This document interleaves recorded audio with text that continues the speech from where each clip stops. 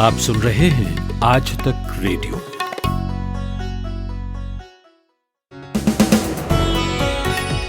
नमस्कार, मैं हूं पूनम कौशल और लेकर हाजिर हूं 12 मई का न्यूज पॉडकास्ट दिन भर। सबसे पहले हेडलाइंस। लॉकडाउन के बीच शुरू हुई रेल सेवाएं, दिल्ली से रवाना हुई गाड़ियां। जब पैसेंजर्स ट्रेन से उतरेंगे तो उस स्टेट के रूल्स लागू होंगे। ठप पड़ी अर्थव्यवस्था के बीच कृषि क्षेत्र से आई अच्छी खबर। गेहूं की उत्पादकता का जो राष्ट्रीय औसत है उसमें थोड़ा सुधार दिखाई दे रहा है। 16 मई को लॉन्च होगा वंदे भारत मिशन 2, 31 देशों से लौटेंगे भारतीय। मैं 10 मई को रियाद के वंदे भारत मिशन के तहत भारत पहुंचा हूं। सुखद अनुभव रहा रियाद से दिल्ली तक आने में। आगे आपको बताएंगे विदेशी संस्थागत निवेशक क्यों निकाल रहे हैं भारतीय बाजार से पैसा, और सुनवाएंगे पैरालंपियन दीपा मलिक से खास बातचीत। लेकिन सबसे पहले 2 मिनट में अब तक के मुख्य समाचार।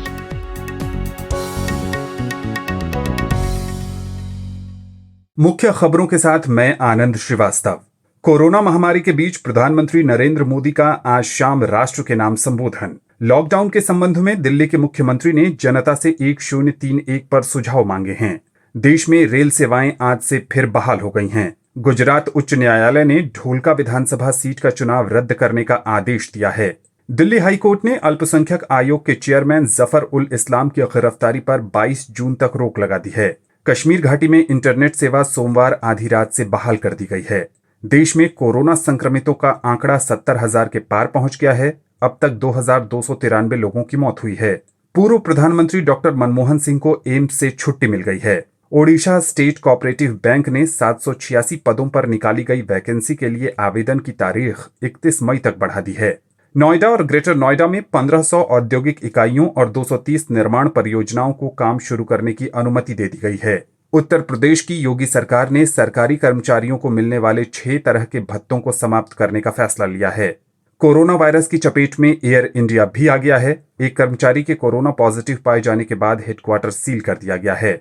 देश की सबसे बड़ी कार निर्माता कंपनी मारुति सुजुकी ने अपने मानेसर प्लांट में कामकाज फिर शुरू कर दिया है। भारत चीन सीमा पर बढ़ते तनाव के बीच चीन ने कहा है कि उसके सैनिक शांति और धैर्य बनाए रखने के लिए प्रतिबद्ध हैं। दुनिया भर में कोरोना संक्रमित लोगों की संख्या 41,90,000 से अधिक हो गई है। रूस के सेंट पीटर्सबर्ग में एक कोविड-19 अस्पताल में आग लगने से कम 5 लोगों की मौत हो गई है। पाकिस्तान ने बलूचिस्तान मानवाधिकार आयोग की वेबसाइट पर आज से अनिश्चित काल तक के लिए प्रतिबंध लगा दिया है।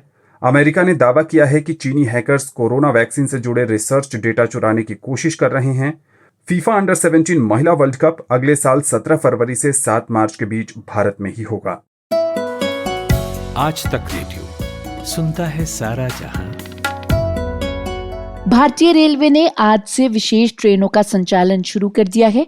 पहली ट्रेन दिल्ली से छत्तीसगढ़ के बिलासपुर के लिए चली है। इसके अलावा आज दिल्ली से बेंगलुरु और डिब्रूगढ़ के लिए भी ट्रेनें चली हैं। ट्रेन्स 2 महीने बाद चली हैं, लेकिन यात्रियों के लिए बहुत कुछ बदल गया है। अधिक जानकारी दे रही हैं आज तक संवाददाता मिलन शर्मा। भारतीय रेलवे ने अब यात्रियों की सुविधा के लिए पैसेंजर ट्रेन सर्विसेज शुरू कर दी हैं। पहली 3 ट्रेनें दिल्ली से जाएंगी, उसमें से 2 ट्रेनें 4 बजे और 4:55 पे, एक डिब्रूगढ़ के लिए 4:55 वाली और 4 बजे वाली बिलासपुर के लिए निकल चुकी है। और इसमें कम से कम पहली ट्रेन में 1100 से ज़्यादा पैसेंजर्स ट्रैवल कर रहे हैं।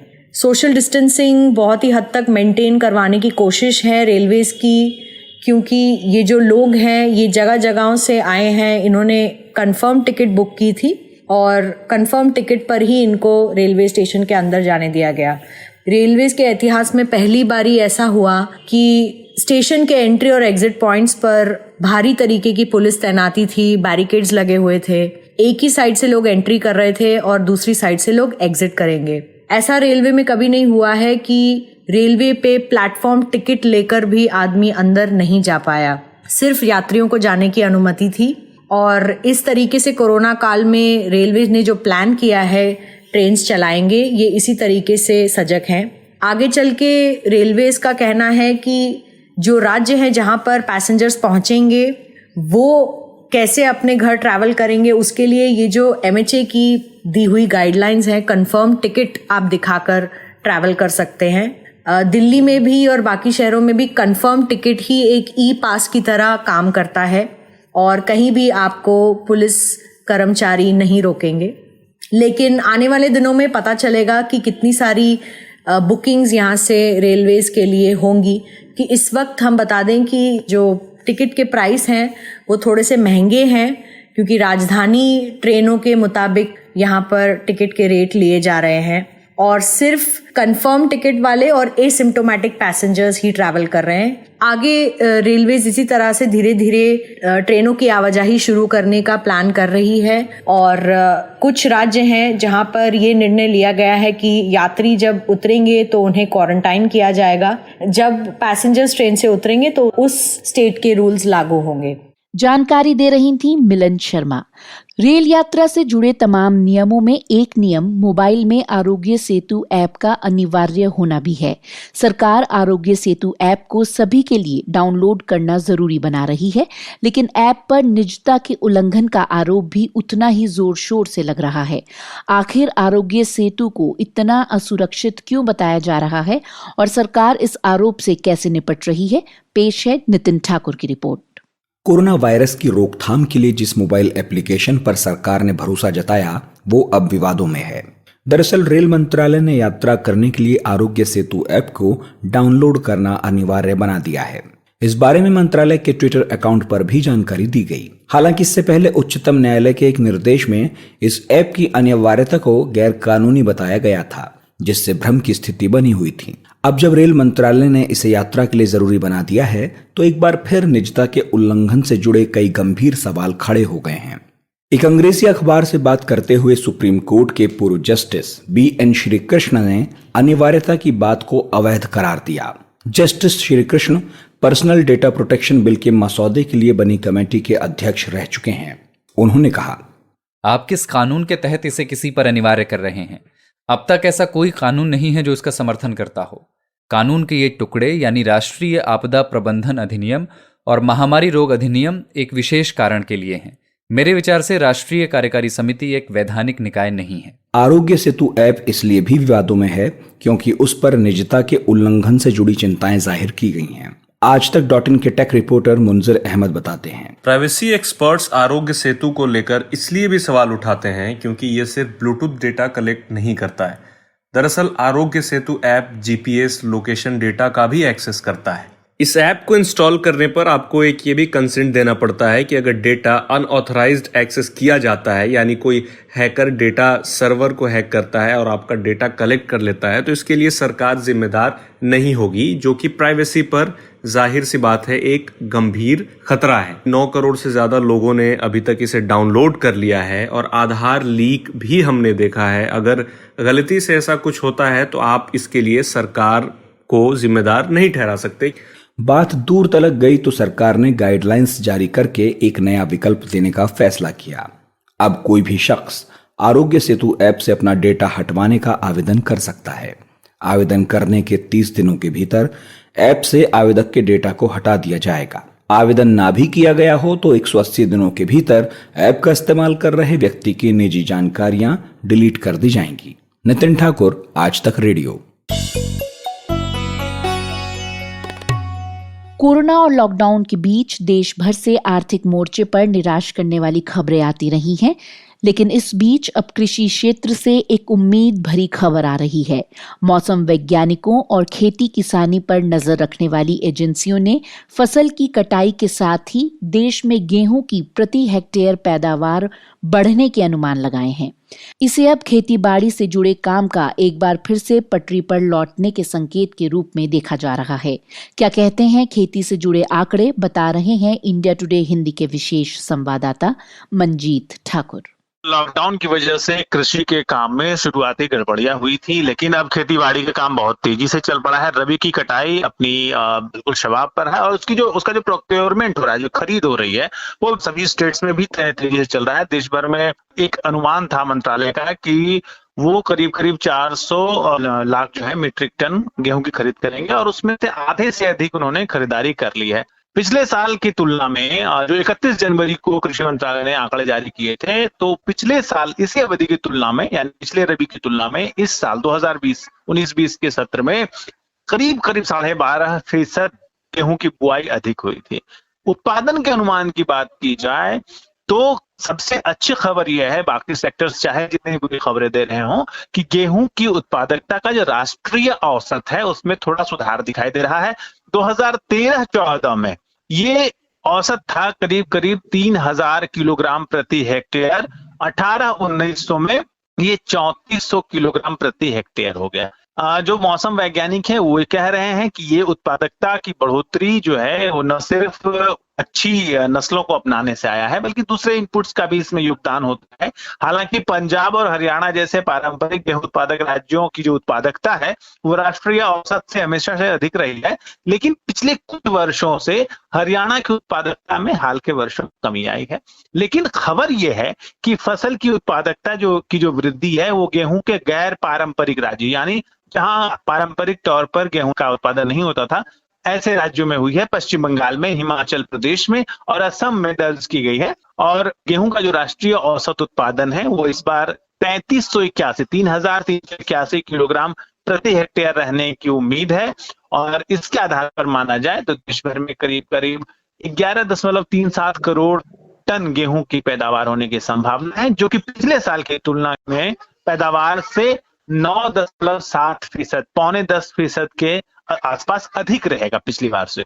तो कुल मिलाकर कहा जाए तो लॉकडाउन में कुछ ऐसी खबरें हैं जिनको आप अच्छा मान सकते हैं, और कृषि क्षेत्र जो है वो विकास दर अच्छी दर्ज करने वाला है, और वो अर्थव्यवस्था की जो नब्ज है उसको थोड़ा थाम सकता है, ये उम्मीद की जानी चाहिए। जानकारी दे रहे थे मंजीत ठाकुर। जहां खेती से जुड़ी अच्छी खबरें आ रही हैं, वहीं लॉकडाउन में फंसे मजदूर घर पहुंच सकें इसके लिए विशेष ट्रेनें चलाई जा रही हैं और बाकी के क्षेत्रों में भी धीरे धीरे कामकाज शुरू करने की तैयारी हो रही है। लेकिन इस बीच उत्तर प्रदेश और मध्य प्रदेश सहित कुछ राज्य सरकारों ने लेबर लॉ यानी कि श्रम कानूनों में बदलाव किया है। जल्द ही कुछ और राज्य भी बदलावों की घोषणा कर सकते हैं।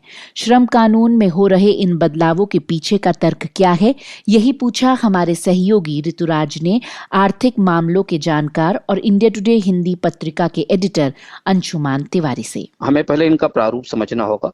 उत्तर प्रदेश सरकार ने कई सारे कानूनों का अनुपालन अगले 3 साल के लिए स्थगित कर दिया है और उसके लिए एक अध्यादेश जारी किया है। इसमें कई सारे ऐसे कानून हैं जो केंद्रीय कानूनों के तहत लागू होते हैं, केंद्रीय कानून के तहत आते हैं। तो यह अध्यादेश केंद्र सरकार के पास जाएगा तो या तो राष्ट्रपति इसको स्वीकृति देंगे और बाद में संसद में जाएगा।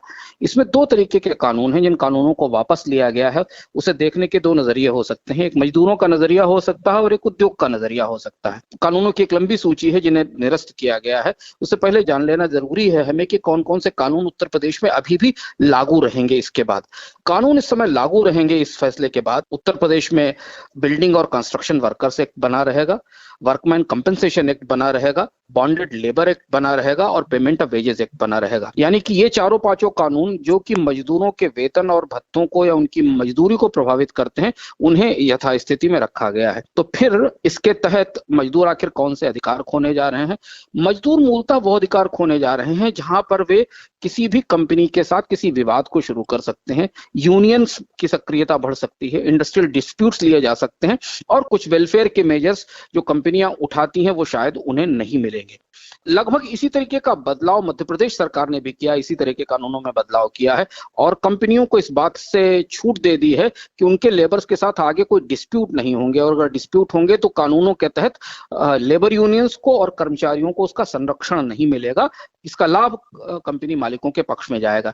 इससे पहले भी कुछ राज्य ने लेबर कानून में बदलाव किए थे। इसका क्या फायदा मिलता है या मिला था इससे पहले जिन राज्यों ने बदलाव किए थे उन्हें? ऋतुराज, पहले हमारे लिए समझना जरूरी होगा कि अभी इस समय ऐसा क्यों किया गया है। इसका ऐसा करने की दो बड़ी वजहें हैं। अचानक ऐसा क्यों हुआ कि मार्च के आखिरी हफ्ते तक और अप्रैल की शुरुआत तक राज्य सरकारें कंपनियों से और नियोक्ताओं से ये कह रही थी कि किसी मजदूर की तनख्वाह ना काटी जाए, सबको पैसा दिया जाए, किसी के वेतन में कटौती ना की जाए। प्रधानमंत्री पूरे देश से अपील कर रहे थे कि नहीं, कर्मचारियों के वेतन ना काटें। और अचानक पिछले एक हफ्ते में राज्य सरकारों ने सारे श्रम कानूनों को सरकेबल खड़ा कर दिया और कंपनियों को इस बात का अधिकार दे दिया कि वे अपने तरीके से लेबर रिलेशंस का पालन करें। ऐसा बदलाव क्यों हुआ? और ये इन कानूनों में जो बदलाव है, तात्कालिक बदलाव है, उसे उसकी भूमिका बताता है। इसकी वजह क्या है? बड़े पैमाने पर जो मजदूरों का माइग्रेशन या प्रवास शुरू हुआ है, उससे कई राज्यों में मजदूरों की और काम करने वाले लोगों की दिक्कत है। कंपनियों का यह दबाव है कि यदि हम कामकाज दोबारा शुरू करेंगे तो हमें कर्मचारियों की जरूरत होगी, और उसका वैसा करने में कई सारे लेबर कानून आड़े आते हैं। यहाँ दुरुपयोग की संभावना लगातार बनी हुई है। कंपनियां या नियोक्ता इन कानूनों से मिली हुई सुविधाओं का, ये जो रियायत मिली है, उसका दुरुपयोग कर सकते हैं। इसे मानते हुए इसकी संभावना बनी है, लेकिन ये बदलाव तत्काल इस दृष्टि से किए गए हैं ताकि कर्मचारी फैक्ट्रियां दोबारा शुरू हो सकें, उनमें काम नए सिरे से शुरू हो सके, और किसी तरीके का डिस्प्यूट अगर हो तो उसे फिलहाल रोका जा सके और वो इस समय के कामकाज में आड़े ना आए। और इसलिए सरकारों को अचानक अपना पूरा नजरिया बदलना पड़ा। एक महीने पहले कर्मचारियों को तनख्वाहें दिला रही सरकारें अब इस स्थिति में आ गई कि कर्मचारियों को जो मिले प्रोटेक्शन थे तमाम श्रम कानूनों के तहत, उन्हें वो वापस लेने लगी।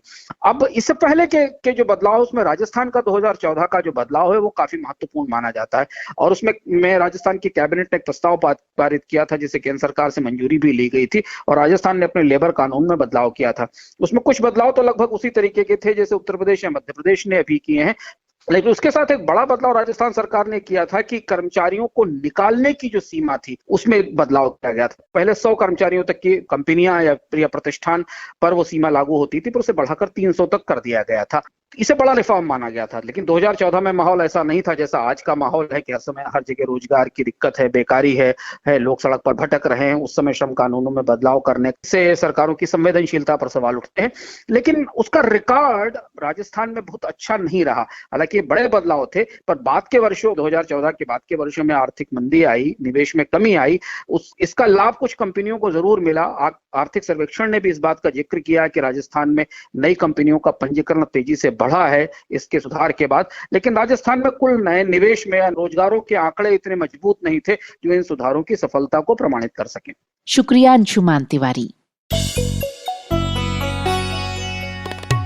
भारत सरकार वंदे भारत मिशन के तहत विदेशों में फंसे भारतीयों को विशेष उड़ानों के जरिए भारत ला रही है।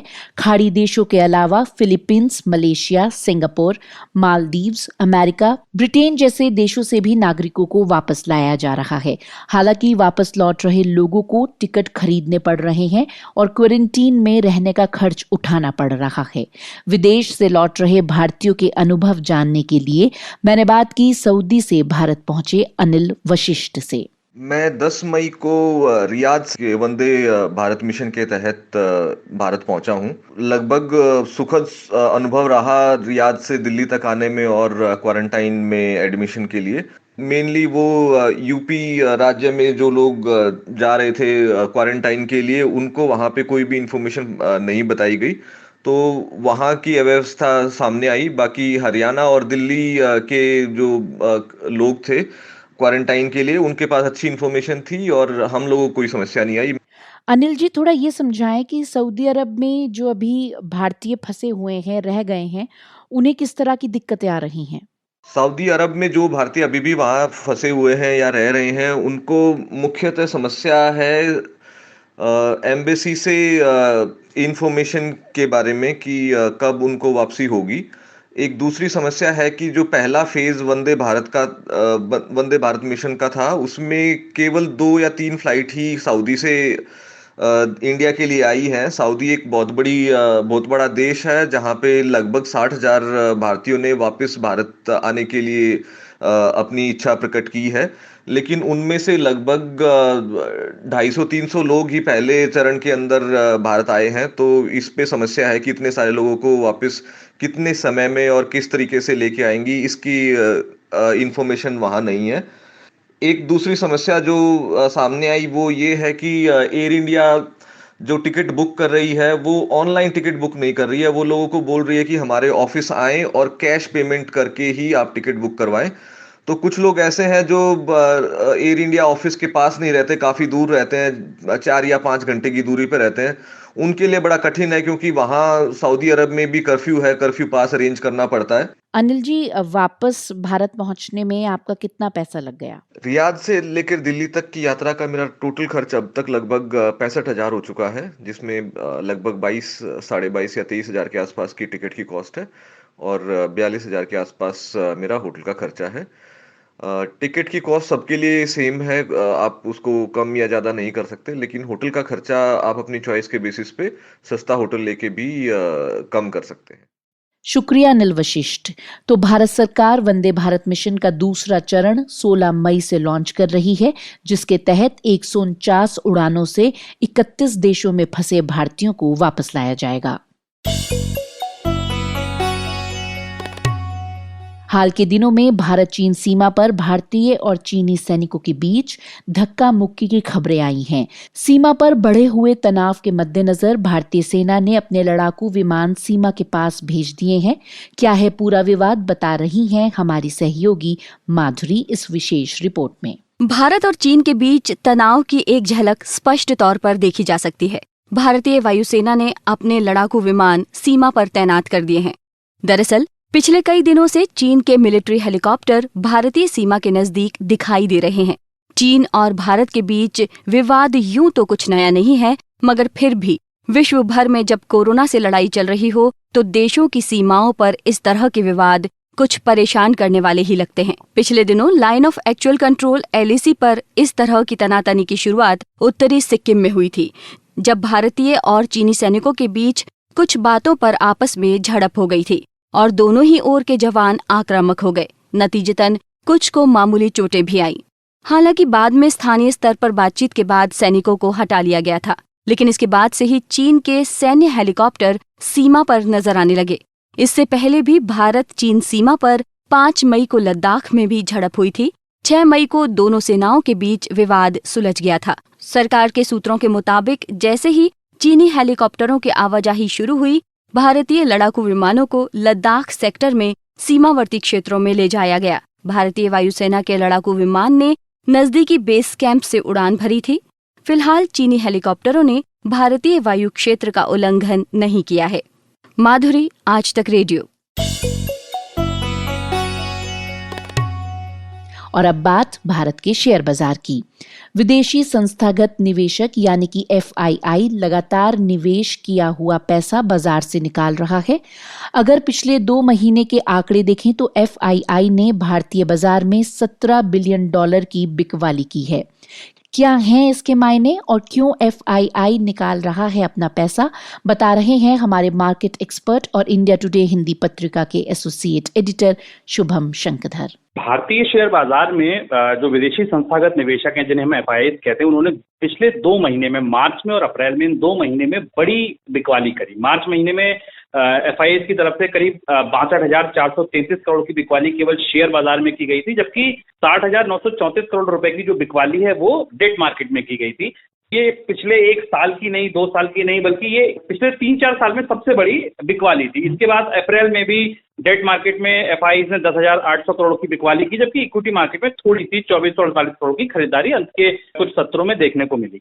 यह समझने की बात यह है कि जैसे जैसे लॉकडाउन बढ़ा, लॉकडाउन की घोषणा से पहले जब कोविड के केसेस बहुत तेजी से बढ़ रहे थे और भारत में बढ़ने शुरू हुए थे, वहीं पर FIIs ने पैसा निकालना शुरू किया था। FIIs के पैसा निकालने के पीछे की 2 बड़ी वजह हैं। पहली बड़ी वजह तो थी कि जो एक कास्केडिंग इफेक्ट था पूरी दुनिया में, जब शेयर बाजार कोविड के बाद गिरने शुरू हुए, America, Europe, Japan, Asia, China, तो तमाम शेयर बाजारों का एक कास्केडिंग इफेक्ट था कि जब शेयर बाजार सब जगह के गिर रहे हैं तो भारतीय शेयर बाजार भी गिरे थे, और जिसमें FIIs जो सबसे बड़ी पोटली लेकर आते हैं वो निकाल के लगाए। इसके बाद जो दूसरी बड़ी वजह थी FIIs की भारत के बाजार से निकलने की, वो थी रुपए की कमजोरी। भारत के बाजार में जब जब रुपया कमजोर होगा तो जो FIIs के रिटर्न्स हैं वो ऑटोमेटिक बढ़ जाते हैं, क्योंकि उनके रिटर्न्स वो डॉलर्स में नापते हैं। तो रुपया जब जब कमजोर होगा, डॉलर बड़ा होगा, हमने देखा कि जब डॉलर इंडेक्स रिकॉर्ड ऊंचाई पे पहुंचा और भारतीय बाजार में रुपया डॉलर के सापेक्ष जब ऑल टाइम लो छू रहा था 76-77 का लेवल, तो भारतीय बाजार में मुनाफा वसूली करी विदेशी संस्थागत निवेशकों ने। उसके बाद एक तीसरा जो फैक्टर आया वो आया फ्रैंकलिन का, जब पूरा सागा हुआ और फ्रैंकलिन ने अपनी 6 म्यूचुअल फंड स्कीमों को अचानक बंद किया और डेट मार्केट में वो क्राइसिस शुरू हुई। तो वो एक हफ्ता था आफ्टर फ्रैंकलिन एपिसोड जब हमने देखा कि म्यूचुअल फंड से बहुत तेजी से रिडम्पशन आया और इसके साथ साथ जो भारतीय बाजार से विदेशी संस्थागत निवेशक थे उन्होंने भी पैसा निकाला। यही कारण है कि एक बार निफ्टी 10,000 10,200 के स्तर तक पहुंचता है और उसके बाद फिर एकदम 800-900 पॉइंट की गिरावट जो हम देखते हैं वो उसी वजह से देखते हैं क्योंकि हम एक म्यूचुअल फंड जो एक बड़ा स्रोत है बाजार में पैसा आने का, और दूसरा एफआईआई दोनों को सूखता देखते हैं। यही बड़ी वजह है कि हमने देखा कि भारतीय शेयर बाजार में लोअर सर्किट जैसी स्थितियां भी आई। 2 बार बाजार में लोअर सर्किट लग गए जो जनरली भारत के बाजार में नहीं देखे जाते हैं, लेकिन ये दिखाता है कि बाजार में जो गिरावट थी, जो बिकवाली की तीव्रता थी वो इतनी ज्यादा थी कि मार्केट को लोअर सर्किट भी लगाने पड़े। मई का महीना जो अभी चल रहा है उसमें आप ये कह सकते हैं कि डेट मार्केट में तो अभी भी बिकवाली है। नेट अगर आप देखेंगे तो एफआईआई 2983 करोड़ की बिकवाली कर चुके हैं, लेकिन हाँ इक्विटी मार्केट में 18,000 करोड़ की बाइंग आई है। इसके पीछे 2-3 वजह हैं। पहली वजह है जो रिलायंस के सौदे हुए हैं, इसकी वजह से रिलायंस में जो मजबूती देखने को मिली है। एफआईआई हमेशा भारतीय बाजारों में स्मॉल कैप और मिड कैप शेयरों में कम निवेश करते हैं, बल्कि जो इंडेक्स के बड़े शेयर हैं एचडीएफसी बैंक, एचयूएल, रिलायंस, ये वो शेयर हैं भारतीय बाजार के जिनमें एफआईआई की सबसे ज्यादा खरीदारी होती है। इसीलिए हम देखते हैं कि मुट्ठी भर कंपनियों ने बाजार को एक बार फिर से नई ऊंचाई पर ले जाकर खड़ा कर दिया, जबकि ब्रॉडर मार्केट में कहीं कोई रैली नहीं थी। शुक्रिया शुभम शंकरधर। पैरालंपिक खेलों में पदक जीतने वाली पहली भारतीय महिला खिलाड़ी दीपा मलिक अब सक्रिय खेलों से दूर हो गई हैं। दीपा इस समय भारतीय पैरालंपिक संघ यानी कि पीसीआई की अध्यक्ष हैं, जो खेल मंत्रालय से मान्यता हासिल करने के लिए जद्दोजहद कर रही हैं। पिछले साल ही दीपा मलिक को देश के सर्वोच्च खेल सम्मान राजीव गांधी खेल रत्न से नवाजा गया था। हमारे सहयोगी ऋतुराज से बात करते हुए दीपा मलिक ने कहा कि उनकी नई भूमिका पैरा खेलों की सेवा करने का मौका है। जब मैंने अध्यक्षता के चुनाव के लिए अपना एडमिनिस्ट्रेटिव रोल में ट्रांजिशन किया था पिछले वर्ष, जब पीसीआई पैरालंपिक के चुनाव की प्रक्रिया शुरू हुई थी, तभी मैंने ये retirement letter Paralympic committee of India को सबमिट कर दिया था, क्योंकि किसी भी sports code, national sports code के तहत कोई एक्टिव प्लेयर नहीं खेल सकता है, कंटिन्यू नहीं कर सकता है। ऑफ कोर्स थोड़ा सा समय लगा रिजल्ट अनाउंस होने में पीसीआई के, और फरवरी में मैंने अध्यक्षता ज्वाइन भी कर ली है। कल मेरे ख्याल से मेरी एक ट्वीट ऐसे गई, ट्वीट का हिसाब ये रहा कि एक नॉस्टैल्जिक याद करते हुए, क्योंकि मैंने पेंशन के लिए अभी तक अपने कागज जमा नहीं कराए थे स्पोर्ट्स मिनिस्ट्री में। जब आप एक ओलंपिक या पैरालंपिक विजेता होते हैं तो आपको मासिक पेंशन मिलती है आपके उस मेडल के लिए, तो वो पॉलिसी के तहत मेरी कार्रवाई पेंडिंग चल रही थी। तो कल ऐसे ही अचानक ख्याल आया और मैंने वो फॉर्म भरा, और फॉर्म भरते हुए मैंने वो ट्वीट किया, थोड़ा नॉस्टैल्जिक थी मैं, तो शायद तब वो मीडिया को एकदम से रियलाइज हुआ कि दीपा ने तो स्पोर्ट्स छोड़ दिए हैं। लेकिन दीपा ने स्पोर्ट्स नहीं छोड़े हैं, क्योंकि पैरालंपिक कमेटी ऑफ इंडिया की अध्यक्षता भी तो खेलों से जुड़ी हुई ही एक कार्य है। मैं पहले अपने मेडल की तैयारी करती थी, अब मैं ढेरों पैरा एथलीट्स के मेडल की तैयारी करवाऊंगी, अपनी मेहनत दूंगी, अपने खेलों को अपनी जितना भी एक्सपीरियंस है, नॉलेज है, उसको मैं वापस दूंगी और पैरालंपिक कमेटी के साथ मिलकर मैं आगे काम करूंगी, ऐसी मेरी इच्छा है। 1-1.5 साल पहले जब हमारी आपकी मुलाकात हुई थी, बहुत छोटी मुलाकात थी, उस समय आप खेलती थी, आपकी जिंदगी अलग होती थी। अब आप एक अध्यक्ष हैं, कितना फर्क पड़ा है आपकी निजी जिंदगी में, क्योंकि सबको ही जानता है कि आप कितनी कठिनाइयों के बावजूद देश के लिए आपने इतना कुछ जीता है, तो अब निजी जिंदगी में कितना फर्क पड़ा है? निजी जिंदगी में फर्क ये पड़ा है कि अब जिम्मेदारी बढ़ गई है। पहले एक मेडल की तैयारी होती थी कि दीपा मलिक को खेलना है और मेडल जाना है, अब चिंता है, कई सारे खेल हैं, शूटिंग भी है, स्विमिंग भी है, एथलेटिक्स भी है, आर्चरी भी है, बैडमिंटन भी है। तो केवल मेरा अपना खेल नहीं है, दूसरे खेलों के बारे में भी मुझे सीखना है, क्योंकि क्या होता है कि 15 साल से मैं तो या तो स्विमिंग में रही हूँ या एथलेटिक्स में रही हूँ, लेकिन आर्चरी के क्या चैलेंजेस हैं, शूटिंग के क्या चैलेंजेस हैं, अब मैं इससे अवगत हो रही हूँ, इसको सीख रही हूँ, और साथ ही मैं एडमिनिस्ट्रेटिव रोल को सीख रही हूँ, क्योंकि मेरे लिए बहुत बड़ा ट्रांजिशन है। दफ्तर के काम अपनी अलग ही मेहनत मांगते हैं। पहले तो ये था कि आप ट्रेनिंग के लिए गए, आए और सो गए, फिर शाम को फिर ट्रेनिंग के लिए गए, फिर रेस्ट कर लिया। अब ये 24 घंटे का काम है, क्योंकि कोई ना कोई एथलीट का कंपटीशन ध्यान में रखना है, किसी ना किसी फेडरेशन जो हमसे जुड़ी हुई है उस गेम के बारे में भी जानकारी हासिल करनी है। तो जिम्मेदारी बहुत बढ़ गई है और उम्मीदें बहुत ज्यादा लग गई हैं मेरे से, और कोशिश ये रहेगी कि भारत में मैं इतनी मेहनत करूं कि जो पैरा स्पोर्ट्स हैं, पैरालंपिक स्पोर्ट्स हैं, वो केवल नेशनल स्तर पे नहीं बल्कि गांव-गांव में ग्रासरूट लेवल पे लोग इसकी पहचान को पहचानें। तो ये थी राजीव गांधी खेल रत्न से सम्मानित और पैरालंपिक खेलों में पदक जीतने वाली पहली भारतीय महिला खिलाड़ी दीपा मलिक। आज तक रेडियो की नई पेशकश, आज का दिन, हर सुबह 7 बजे से देश विदेश की खबरें, रिपोर्टें, इंटरव्यूज, बाजार का हाल, खेल की दुनिया और सबसे दिलचस्प बात यह कि भारत और दुनिया के बड़े अखबारों की समीक्षा। आज के दिन आज तक रेडियो का नया खबरनामा सुबह 7 बजे से घंटे भर। पता वही aajtak.in/radio। आज तक रेडियो सुनता है सारा जहां। और आज के लिए दिन भर में बस इतना ही। आज तक रेडियो पर हम आपके लिए खास पॉडकास्ट तैयार करते हैं। हमारी कोशिश है हर जरूरी खबर को सीधी सरल भाषा में आप तक पहुंचाने की। हम तक पहुंचने के लिए गूगल से कहिए आज तक रेडियो पॉडकास्ट, या aajtak.com पर ऊपर कोने में आपके दाईं तरफ रेडियो आइकन है, उस पर आपको क्लिक करना है। अब आप हमें गूगल पॉडकास्ट, स्पॉटिफाई और जियो सावन जैसे ऑडियो प्लेटफॉर्म्स पर भी सुन सकते हैं। हमारा कार्यक्रम आपको कैसा लगा ये आप हमें radio@aajtak.com पर ईमेल करके जरूर बताएं। फिलहाल के लिए मुझे यानी कि पूनम कौशल को दीजिए इजाजत। नमस्कार।